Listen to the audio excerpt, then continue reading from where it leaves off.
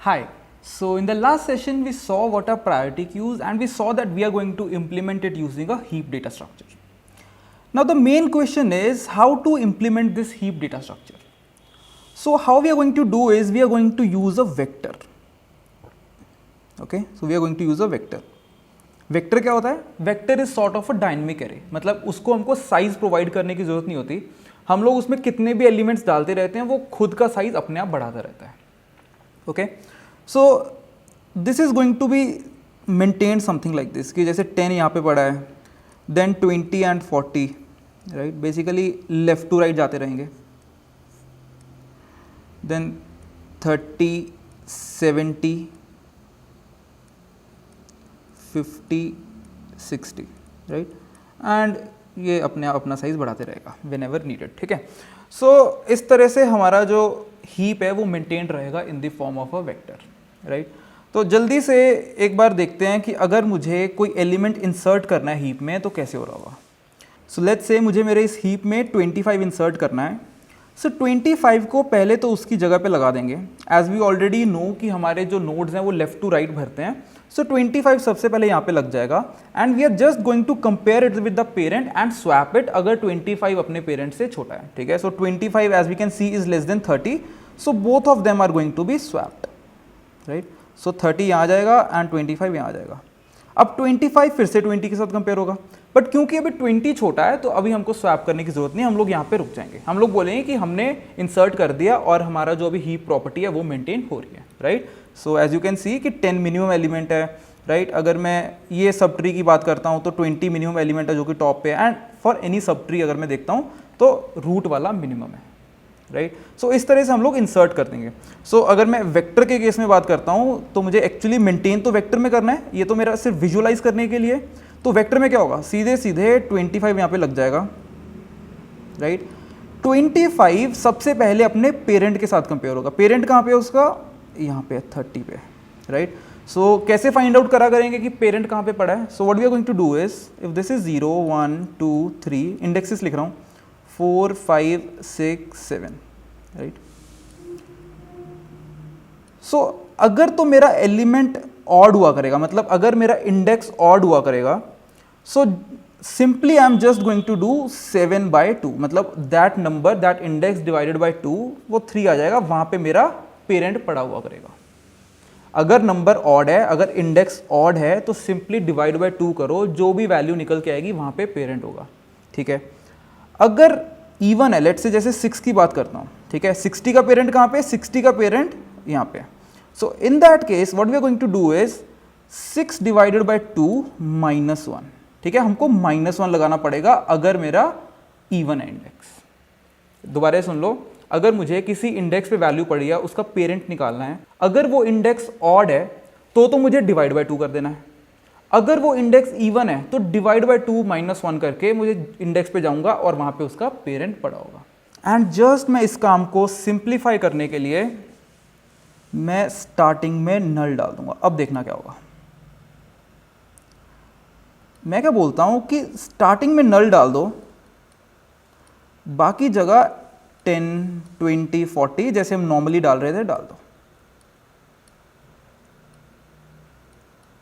अब देखना क्या होगा, 0, 1, 2, 3, 4, 5, 6, 7, राइट. तो अब अगर तुम देखोगे 25 यहां पे आएगा एंड इसका इंडेक्स 8 होगा. लास्ट टाइम 7 इंडेक्स था, अब 8 है, एंड इसका पेरेंट कहां पे, इसका पेरेंट यहां पे है. तो सिंपली 8/2 कर दूंगा. लास्ट टाइम भी उसके लिए तो हमको मिल रहा था कि यार 7/2 करके मुझे 3 पे पहुंच रहा था, मैं अपने पेरेंट दैट इज 30 पे पहुंच पा रहा था लास्ट टाइम भी डिवाइड बाय 2 करके. बट अगर मेरा इंडेक्स ऑड था तब, बट अब मेरा इंडेक्स इवन है तो मेरा 8/2 से काम हो रहा है. और अगर मेरा इंडेक्स ऑड भी हुआ तो भी मेरा बस 7/2 से काम हो जाएगा, दैट इज 3, एंड 3 इंडेक्स पे मेरा 40 पड़ा है. सो आई ऑलरेडी नो कि जो 40 है that is the parent of 60, right.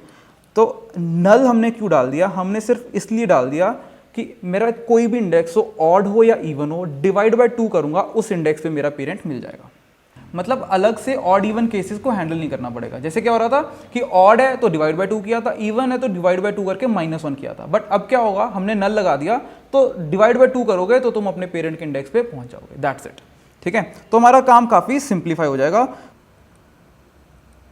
अभी हम देखते हैं कि वेक्टर में हम लोग इंसर्ट को हैंडल कैसे करेंगे। ठीक है, तो हमने यहाँ पे तो हमने देख लिया था, यहाँ पे विजुअलाइज तो कर लिया था कि क्या करना है, पेरेंट के साथ कंपेयर करना है, लेकिन हमको काम एक्चुअल कहाँ करना है, हमको वेक्टर में काम करना है, तो वहाँ पे एक बार देखते हैं। ठीक है, सो 25 हमारा आया एलिमेंट, उसको हमने लास्ट में प्लेस कर दिया, दैट इज एट इंडेक्स 8। तो सबसे पहले मुझे इसके पेरेंट पे जाना है। इसका पेरेंट कहाँ होगा, 8/2 दैट इज 4 के ऊपर, तो यहाँ पे उसका पेरेंट होगा। तो मुझे पेरेंट के साथ 25 को कंपेयर करना है, क्योंकि 25 इज लेस देन 30, तो बेसिकली मुझे स्वैप कर देना है। सो 25 यहाँ आ जाएगा, 30 यहाँ आ जाएगा। ठीक है, अब क्या करना है, 25 को फिर से उसके पेरेंट के साथ करना है कंपेयर। 25 का पेरेंट कहाँ पे है, 20 पे, बिकॉज 4 डिवाइडेड बाई 2 2 पे है, राइट। तो इन दोनों को कंपेयर करना है, बट 20 इज स्मॉलर देन 25, तो मुझे स्वैप करने की जरूरत नहीं है, मेरा काम हो गया है, मेरा इंसर्ट हो चुका है, दैट्स इट। तो मैंने इस तरह से मेंटेन अपने वेक्टर में कर लिया, राइट। ओके, सो जल्दी से एक काम करते हैं, इसको कोड कर लेते हैं। ठीक है, चलो। सो एक क्लास बनाते हैं पहले तो, priority queue dot cpp include vector, right, क्योंकि मुझे वेक्टर चाहिए यहाँ पे। देन इंक्लूड हमारी जो pq पेयर फाइल है, pq pair dot cpp using namespace standard, right, template typename v, okay, class priority Q.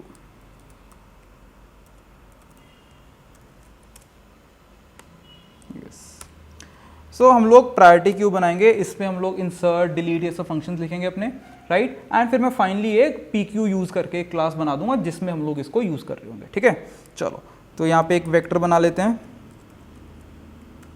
और वेक्टर में क्या रखना है हमको, पी क्यू पेयर्स रखने हैं, वी स्टार ट्री, राइट। और ये जो v का टाइप बताना है हमको, ये हम कहाँ करेंगे, हम पी क्यू यूज़ में बताएंगे कि हमको किस टाइप का पी क्यू पेयर चाहिए, मतलब किस टाइप की वैल्यू चाहिए उसमें। ठीक है, सो ट्री, मैं ट्री नाम दे रहा हूँ बिकॉज ऑब्वियसली हमको एक ट्री टाइप का स्ट्रक्चर इंप्लीमेंट करना है using a vector. So public, कुछ पब्लिक फंक्शन बनाने हैं मुझे। सबसे पहले तो कंस्ट्रक्टर ही बनाना है, priority queue, right. And constructor में हम लोग क्या करेंगे, अपने ट्री के अंदर, दैट इज अपने वेक्टर के अंदर एक नल पुश करके रख देंगे, राइट। नल क्यों डाला था हमने, ताकि हमको डिवाइड बाय 2 करने से पेरेंट का इंडेक्स मिल जाए, whether it is odd whether it is even.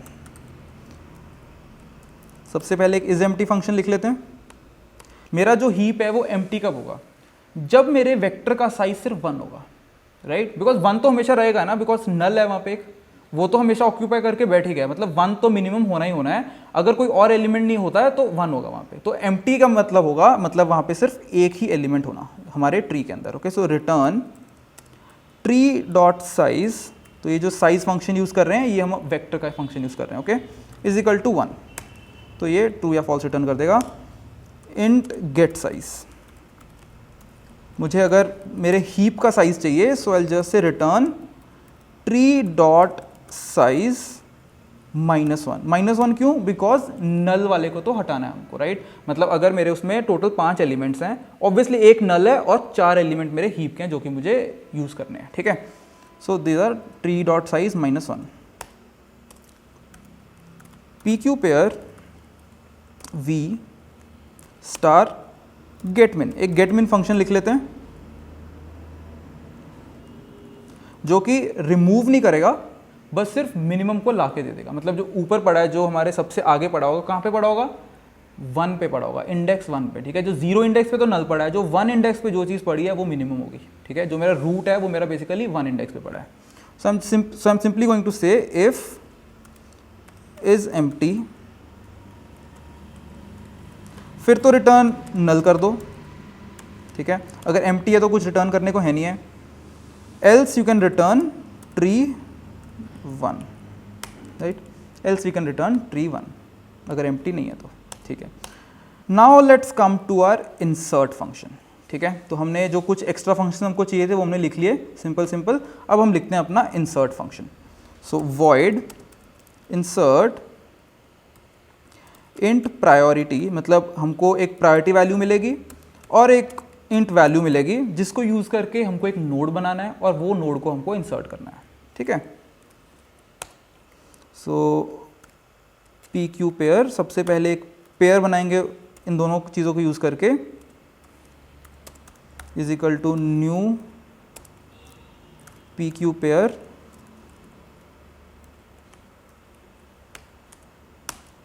Right.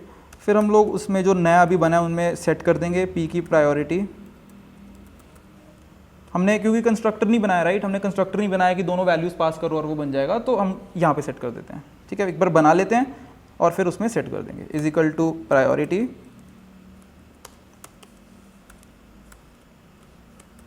P की वैल्यू में वैल्यू डाल दो। एंड हमारा सबसे पहला स्टेप क्या था कि जो हमारा नया एलिमेंट है 25 उसको उसके पीछे लगा दो सबसे पहले तो, ठीक है। सो पीछे लगाने के लिए हमारे पास होता है push back function, push back, ठीक है। वेक्टर्स के केस में we have push back function अगर मुझे पीछे कुछ डालना है, ठीक है। एंड हमारे पास एक पॉप बैक फंक्शन भी होता है अगर मुझे पीछे से निकालना है, बट यहाँ पे हमको सिर्फ पुश बैक चाहिए, right. Int child index, basically जो अभी अभी इंसर्ट किया 25 इसको मैं चाइल्ड इंडेक्स बोल रहा हूँ। अभी हमने 8 पे डाला था ना, उसको मैं चाइल्ड इंडेक्स बोल रहा हूँ। एंड वो मुझे कहाँ से मिलेगा, वो मुझे मिलेगा tree dot size, that is vector का साइज -1, राइट। ऐसे ही होता है ना, मतलब कोई भी एरे लेते हैं हम लोग, अगर उसका साइज लेट से 5 साइज है पूरे एरे का, तो जो लास्ट इंडेक्स होता है उसका इंडेक्स क्या होता है 4, तो इसीलिए ट्री डॉट साइज -1। फिर इसका parent index that is simply child index by 2, ठीक है।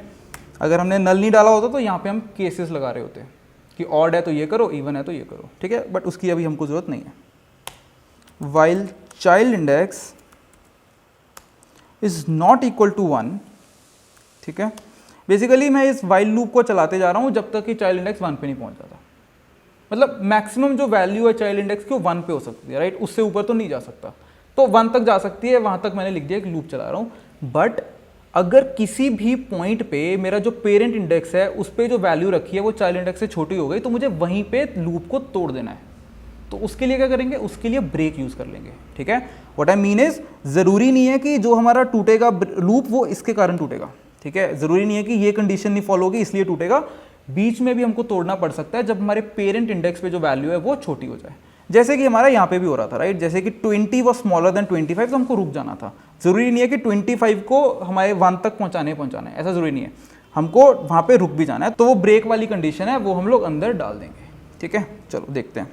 सो इफ ट्री चाइल्ड इंडेक्स की जो प्रायोरिटी है that is greater than equal to tree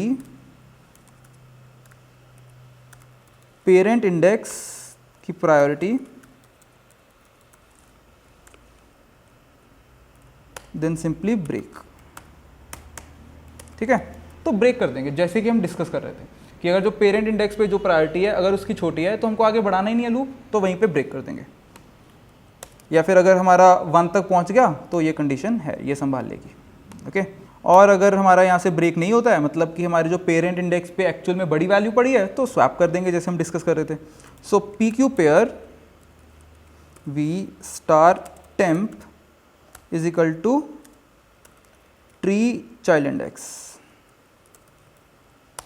right, and tree child index is equal to tree parent index and tree parent index is equal to temp, okay। तो हमारा swap हो चुका है and obviously अब जो मेरा parent index था उसको मैं चाइल्ड इंडेक्स बोल दूंगा, राइट। अब आगे भी तो मूव हो जाएंगे ना, जैसे